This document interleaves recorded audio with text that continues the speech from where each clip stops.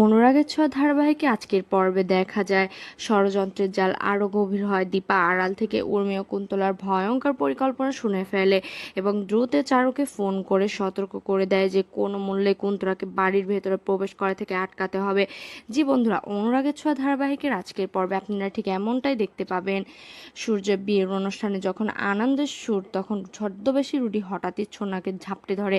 মুহূর্তেই উৎসবের রং ফিকে আসে। দীপার ইশারায় তার দুই মেয়ে সোনা, রূপা ও কৃষ্ণ রুডির পরিকল্পনা বানচাল করে দেয়। রূপা সোনাকে উদ্ধার করে এবং কৃষ্ণ ছদ্মবেশী রুডির সাথে নিচে তাকে ব্যস্ত রাখে। এরপর সমস্ত কোলাহল ছাপিয়ে দীপার কণ্ঠে ভেসে আসে এক বেদনাত্মক সুর। গানটি সূর্যের হৃদয় গভীরে থাকা পুরনো স্মৃতিকে নাড়া দেয় এবং সেও দীপার সাথে গাইতে শুরু করে। বিগত দিনের সমস্ত আবেগ যেন একসঙ্গে ফেটে পড়ে। তখন অজান্তেই একে অপরকে জড়িয়ে ধরে, কিন্তু এই আবেগঘন মুহূর্ত ক্ষণস্থায়ী হয় না। পরিবারের সদস্যরা দ্রুত এসে তাদের আলাদা করে দেয়।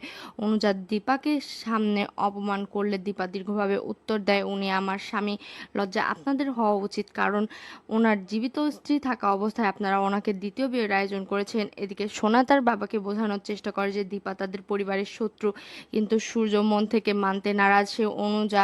সে অনুভব করে যে দীপা তার অতীতের সব রহস্যের সমাধান করতে পারে।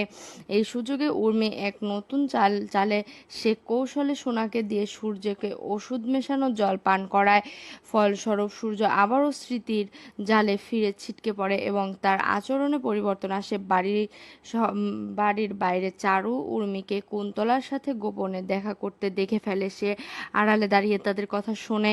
কুন্তলা বলছে বিয়ের পথের কাটা হয়ে থাকা দীপা কিছুক্ষণের জন্য হলো সরাতে হবে। চারু তাদের পরিকল্পনায় অংশ হয় ভান করে এবং তাদের আসল উদ্দেশ্য বোঝার জন্য নাটকে যোগ দেয়।